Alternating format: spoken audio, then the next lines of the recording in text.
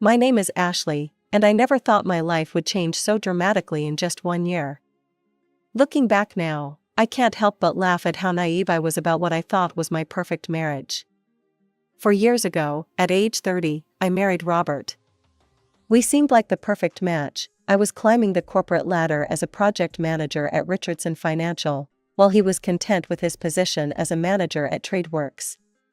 Unlike many of my colleagues' husbands who were constantly chasing promotions, Robert preferred a simpler life. He'd come home early, cook dinner, and we'd spend quiet evenings together. I earned more than him, but it never seemed to bother him. In fact, he seemed to enjoy having a successful wife. "Honey, I made your favorite pasta tonight," he'd say almost every Friday, greeting me with a kiss as I walked through the door, exhausted from another long week of meetings and deadlines. "You spoil me too much," I'd reply, breathing in the familiar scent of garlic and herbs that filled our rented house. We had our routines, our inside jokes, our shared dreams. We were saving for our own place, and the joint account kept growing steadily. We had already saved $200,000, not enough for our dream home yet, but we were getting there. "We'll have our own place soon," Robert would say, scrolling through real estate listings on his phone while we cuddled on the couch. "Just another year or two of saving." I'd nod, imagining our future together. We talked about having kids someday, but we both agreed to wait until we had our own place. Everything seemed so clear, so certain. Then came that Tuesday in March. I remember it perfectly because it was the day everything started to unravel, though I didn't know it yet. I was in the middle of presenting quarterly projections to the board when the room started spinning. The faces around the conference table blurred, and the last thing I heard was someone shouting my name before everything went black. I woke up in the emergency room, surrounded by concerned faces and the steady beep of monitors. A doctor with kind eyes and graying hair was standing by my bed, holding a clipboard. "Mrs. Parker," he said gently, "we need to run some additional tests, but the preliminary scan shows something concerning. There appears to be a mass in your brain." The word mass echoed in my head like a death sentence. I felt my world tilting again, but this time I remained conscious, painfully aware of every word that followed. "We'll need to do more extensive testing to determine if it's benign and if surgery is possible," the doctor continued. "I need to be honest with you, even if surgery is an option, there's a significant risk of long-term disability." I nodded mechanically, my mind already racing to Robert. How would he take this news? Would he stay by my side if I became disabled? We had promised in sickness and in health, but this was different. This was real. I took a cab home from the hospital that evening, my mind racing with how to break the news to Robert. When I opened our front door, I found him in the kitchen, humming while stirring something that smelled like beef stew. The normalcy of it all made my heart ache. "Robert," I called out softly, still standing in the doorway. "I need to tell you something." He turned around, wooden spoon in hand, and must have seen something in my face, because the smile immediately dropped from his. "What's wrong, Ash?" I told him everything, the fainting spell, the hospital, the tumor. His face grew increasingly pale as I spoke, but what happened next caught me completely off guard. "Will you be able to keep working?" he asked, setting down the spoon. "What happens if you have to quit? Do we have enough money?" I stood there, stunned. My husband had just learned I might be dying or face permanent disability, and his first concern was about money? About my ability to work? "We have our savings," I managed to reply, trying to keep the hurt from my voice. "It should be enough to get us through the initial period. We can figure out the rest later." Right, he nodded, running his hands through his hair. "The savings. Okay." The next few weeks were a blur of doctor's appointments and tests. I tried to maintain my normal work schedule, but it became increasingly difficult. The headaches were getting worse, and some days I could barely focus on my computer screen.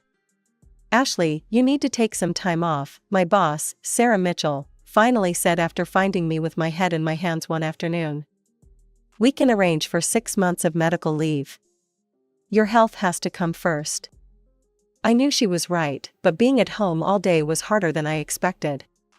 The walls seemed to close in on me as I lay on the couch, wondering if each day might be one of my last. Would I die?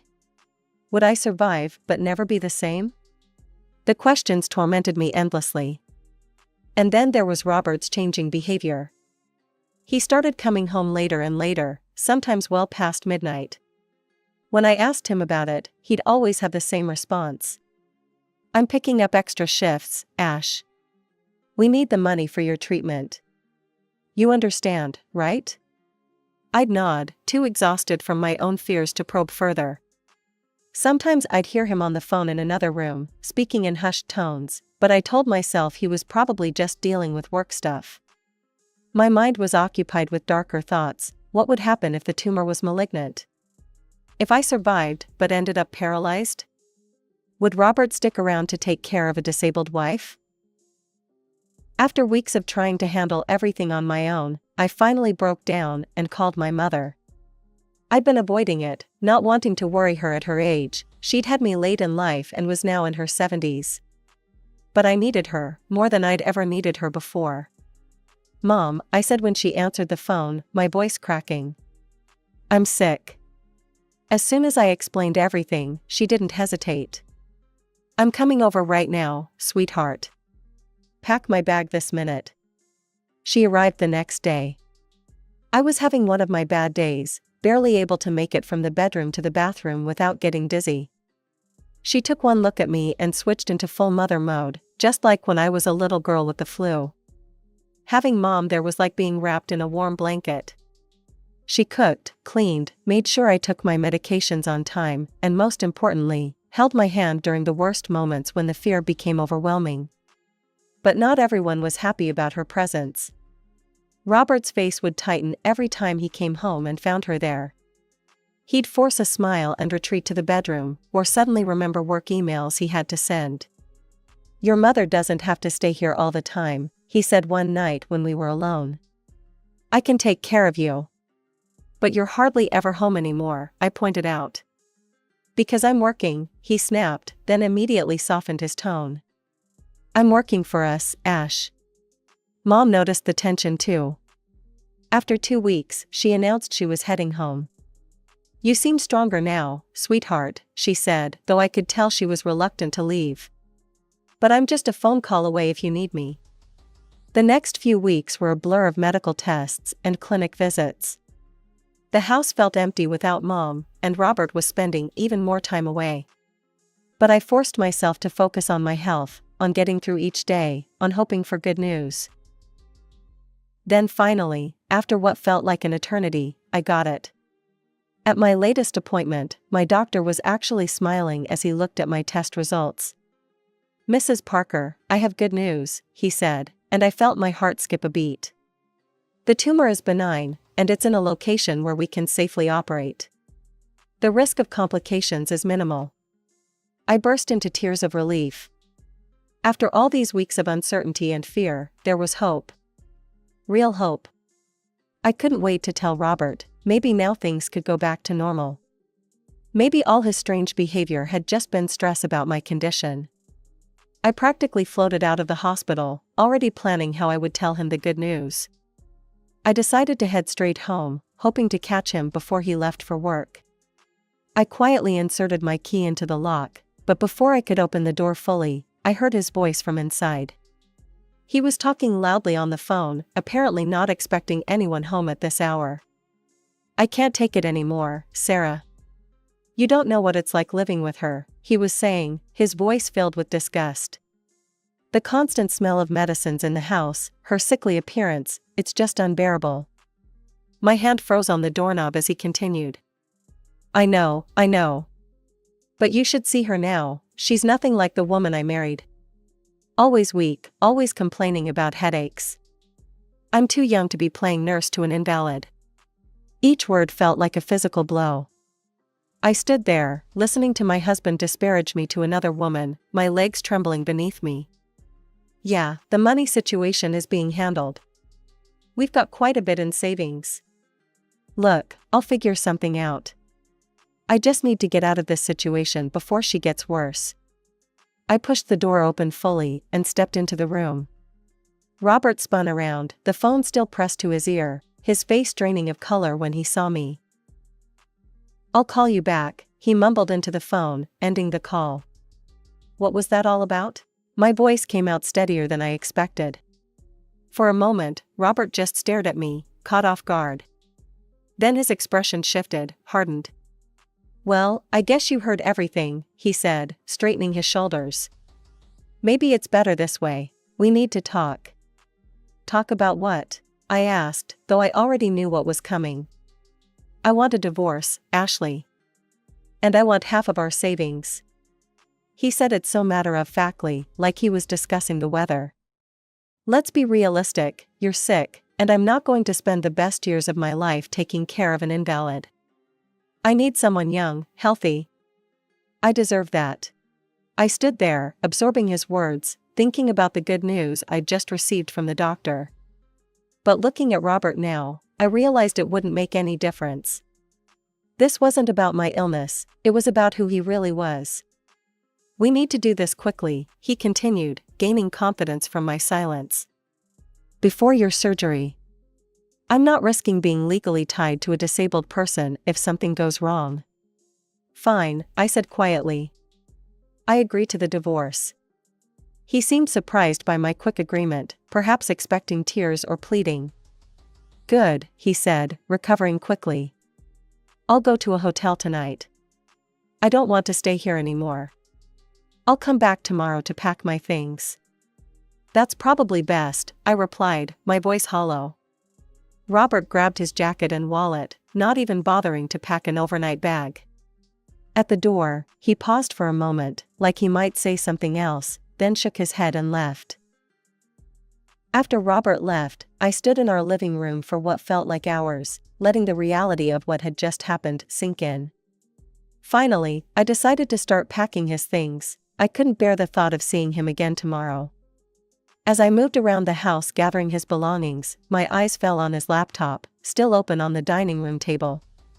I'd never been the type to snoop through my husband's things, but something compelled me to look at the screen. What I found made my knees buckle, and I had to grab the back of a chair for support. There, in full view, was a series of intimate messages between Robert and Sarah. As I scrolled through their conversation history, my stomach turned. There were explicit photos, intimate details of their encounters, and worst of all, cruel jokes about me. "Poor sick Ashley," Sarah had written. "At least her condition gives us more time together." "God, you should see her now," Robert had replied. "She looks like death warmed over. I can barely stand to look at her anymore." My hands were shaking as I continued scrolling, but what I found next made me gasp out loud. There was another conversation thread, this one with Amanda Wilson, my husband's boss's wife. The messages between them were equally intimate, filled with declarations of love and plans for secret meetings. "Does your husband suspect anything?" Robert had asked her. "John's clueless as always," she'd replied. "Too busy with work to notice what's happening under his nose." I felt sick, but I forced myself to keep reading. With trembling hands, I grabbed my phone and started taking pictures of everything, the messages, the photos, the timestamps. Something in me knew this might be important later. The divorce proceedings moved quickly after that. We didn't have much to untangle, no children, no property of our own. The house was rented, and our only joint asset was our savings account with the $200,000 we'd been saving for a down payment on a house. Money that had come primarily from my higher salary, though I'd never minded that imbalance before. Robert's lawyer, a shark in an expensive suit, had other ideas. "Your Honor," he argued during the proceedings, "while Mrs. Parker may have contributed more directly to the savings account, my client's contributions to the household were equally valuable. He managed all domestic duties, allowing Mrs. Parker to focus on her career. The money he earned went directly to household expenses, groceries, utilities, daily necessities." I watched as Robert nodded solemnly beside his lawyer, playing the role of the devoted house husband who'd sacrificed his own career advancement for our home. The same man who'd called me a burden just weeks before. The judge agreed with their argument. The court finds that both parties contributed equally to the marriage, albeit in different ways. The savings will be divided equally between Mr. and Mrs. Parker. Just like that, half of our savings, $100,000, went to Robert.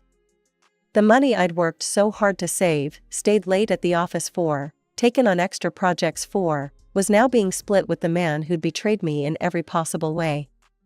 After the divorce was finalized, Robert moved out immediately. I couldn't stay in that apartment either, too many memories, too much pain. My mother welcomed me home with open arms, just as she had when I was a scared teenager after my first breakup. 2 months after the divorce, I finally had my surgery. The procedure went exactly as the doctors had hoped. They successfully removed the tumor, and my recovery began immediately. Each day, I felt a little stronger, a little more like my old self. During my recovery, I stayed with my mother. She was my rock, just as she'd always been, but I started noticing she seemed more tired than usual. One evening, as we sat in her cozy living room drinking tea, she took my hand. "Ashley, sweetheart, I need to tell you something," she said, her voice gentle but firm. "I've made a decision about my future. I found a wonderful nursing home, Sunset Gardens. It's peaceful, has excellent care, and I've already paid for my stay there." She squeezed my hand. "I want to spend my remaining years somewhere I won't be a burden." "Mom, you're not a burden." "Let me finish," she interrupted with a smile. "I've thought this through. The house will be yours, along with my savings, about $300,000. You deserve a fresh start after everything you've been through." I tried to argue, but Mom had that determined look I knew so well. A week later, I helped her move into Sunset Gardens. The place was beautiful, with gardens and activities, and Mom seemed genuinely excited about this new chapter in her life. After getting her settled, I returned to what was now my house. It felt strange being there alone, but also peaceful. For the first time in months, I felt like I could breathe freely. Life has a funny way of serving up moments of perfect timing. About a month after Mom's move, I was sitting in my favorite cafe, enjoying a quiet lunch break, when I heard a familiar voice. "Ashley, is that really you?" I looked up to see Robert's mother, Margaret, standing by my table, her face pale as if she'd seen a ghost. "Hello, Margaret," I said, gesturing for her to sit. "I can't believe it," she stammered. "Robert told us you were terminally ill," he said. She trailed off, looking embarrassed. I couldn't help but laugh. "He told you I was dying?" "Well, as you can see, I'm very much alive. Still working at Richardson Financial, actually. And Mom just left me her house. I'm planning to sell it and buy an apartment closer to work." Margaret's face went through a series of emotions before settling on something between shame and satisfaction. "You know," she said, leaning forward, "Robert's living with me now. That woman he left you for, Sarah, she took every penny he got from the divorce and then left him. He's got nothing now." I took a slow sip of my coffee, hiding my smile behind the cup. I didn't need to say anything. Margaret's tone told me she was as disgusted with her son's behavior as I was. "He made his bed," she added, shaking her head. "Now he has to lie in it." As I watched Margaret leave the cafe, I felt a weight lift from my shoulders. I hadn't wished ill on Robert. I'd been too busy focusing on my own recovery to think much about him at all. But knowing that karma had dealt him such a perfect hand of justice? Well, I'd be lying if I said it didn't feel good. I was sorting through some old photos in my mother's living room when I heard aggressive pounding on the front door. Before I could even get up, the door burst open, and there stood Robert, his face red with anger and something else, desperation. "You lied to me," he shouted, storming into the house like he still had a right to be there. "My mother told me everything. You're completely fine." I stood up slowly, keeping the coffee table between us. "Get out of my house, Robert." "Your house?" He laughed bitterly. "The house your mother conveniently left you after our divorce? Along with all that money?" He ran his hands through his hair, a gesture I once found endearing but now saw as theatrical. "Ashley, baby, I made a mistake. I was scared and stupid. I still love you. We can start over. Love me? I felt a cold anger rising in my chest. You're a traitor, Robert. You abandoned me when I was sick. You cheated on me. I want nothing to do with you. Why didn't you tell me you were getting better? He demanded. Why didn't you tell me about your mother's plans to leave you all this? His voice cracked with what he probably thought was emotion, but I recognized as greed. You want to know why? I stepped closer to him. The day I found out my tumor was benign, the day I rushed home to tell you the good news, was the same day I heard you on the phone with your mistress, talking about what a burden I was. He had the decency to flinch at that, but recovered quickly. That's not fair, Ashley. You deliberately hid your mother's inheritance from me during the divorce. Half of all this belongs to me by law. No, it doesn't, I said firmly. Mom left me this inheritance after our divorce was final. You have no claim to it. Bullshit. He was shouting now, his face getting redder. You knew this was coming. You and your mother planned this. You hid assets during our divorce proceedings. That's illegal. I'll sue you, Ashley. I'll take you to court and prove that you deliberately concealed future assets during our divorce. You'll have to give me half of everything. I stood in my mother's living room, watching Robert's tirade with a calmness that seemed to infuriate him even more. When he finally paused for breath, I walked to my desk, pulled out my phone, and pulled up the photos I'd saved months ago. Before you continue threatening me, I said quietly, I think you should see something. I held up my phone, showing him the screenshots of his conversations with Amanda Wilson, his boss's wife. The color drained from his face. You remember Amanda, don't you? Your boss John's wife? I scrolled through the messages slowly, letting him see every damning detail. I wonder what John would think about these messages. About the photos. About all those lunch breaks you spent with his wife while claiming to work overtime. You wouldn't, he whispered, but his voice had lost all its previous bravado. I'm trying to recover from a serious illness, Robert. I don't need this stress. I don't need your threats. I don't need you bursting into my house making demands. I locked my phone and set it down. Leave me alone, or John gets copies of everything. Your choice. He stood there, mouth opening and closing like a fish out of water. Finally, he backed toward the door. You've changed, he said accusingly. No, Robert. I just stopped being afraid. After he left, I sat down and cried, not from sadness or fear, but from relief. It was truly over. The next few months were transformative. I sold my mother's house for an excellent price, thanks to the hot real estate market. With that money and the inheritance, I bought a beautiful apartment in a luxury building just 3 blocks from my office. The walk to work became my daily therapy, helping me rebuild my strength step by step. The illness had taken its toll on my body. I'd lost nearly 20 pounds during the worst of it. But slowly, I began to recover. I started taking yoga classes in my building's fitness center, gradually rebuilding my strength and flexibility. My appetite returned, and with it, my energy. My boss proved to be more understanding than I could have hoped for. Take all the time you need, she told me during my first week back. We're just glad to have you back with us. She arranged for me to work flexible hours, allowing me to attend my follow-up appointments and therapy sessions without stress. Sometimes, on my morning walks to work, I'd catch my reflection in the sleek glass buildings and barely recognize myself. Not because of the weight loss or the small scar hidden beneath my hair, but because of the confidence in my stride, the straightness of my spine, the lift of my chin. I was no longer the woman who had been afraid of being alone, of being sick, of being unloved. Through mutual acquaintances, I occasionally heard bits of news about Robert. He was still living with his mother, having blown through his divorce settlement with Sarah. Apparently, he'd had to leave his job at TradeWorks, though whether he quit or was fired, I never asked. It didn't matter anymore. My mother thrived at Sunset Gardens, making new friends and taking up watercolor painting. I visited her every Sunday, and we'd sit in the garden, drinking tea and talking about everything and nothing. She never said "I told you so" about Robert, never reminded me that she'd had doubts about him from the start. Instead, she would smile at me with pride and say, "You're blooming, sweetheart." She was right.